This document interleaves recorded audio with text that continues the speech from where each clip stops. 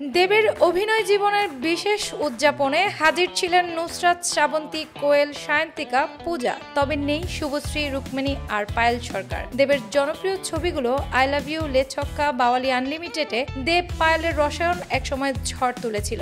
ভক্তদের প্রশ্ন, তাহলে এই উদযাপন থেকে বাদ গেলেন কি করে পায়েল?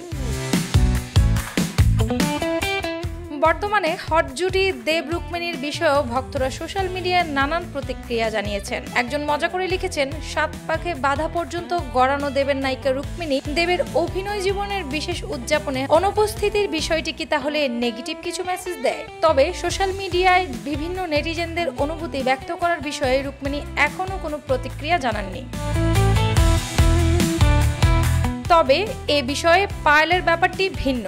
জানিয়েছেন তিনি আসলে বিদেশ ভ্রমণে আছেন, আমন্ত্রণ পেয়েছিলেন কিন্তু যেতে পারেননি। দেবকে শুভেচ্ছা জানাতে ভোলেননি তিনি। লিখেছেন, আমাদের শুরুর দিনগুলো এখনো মনে আছে। দেব প্রচন্ড পরিশ্রম করত, সেই জোরেই আজ সে এই জায়গায়। আমি দেবের এই পরিশ্রমের বিষয়ে সবসময় বলেছি, সে কোনো একদিন টলিউডের সেরাদের স্থান দখল করবে।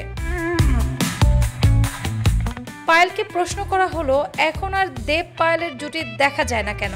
নায়িকার জবাব, ও প্রশ্ন আমায় নয়, পরিচালক, প্রযোজক বা দেবকে প্রশ্নটা করলে হয়তো ভালো উত্তর পাবেন। টলিউডের এক সময়ের হিট জুটি আজ শুধুই স্মৃতির পাতায়। দেব পায়েল কি আবার একসঙ্গে ফিরবেন? নেটিজেনদের দৃষ্টিতে এমন মন্তব্য হরহামেশাই পাওয়া যায়। অ্যানি আক্তার, বাংলা বাজার পত্রিকা।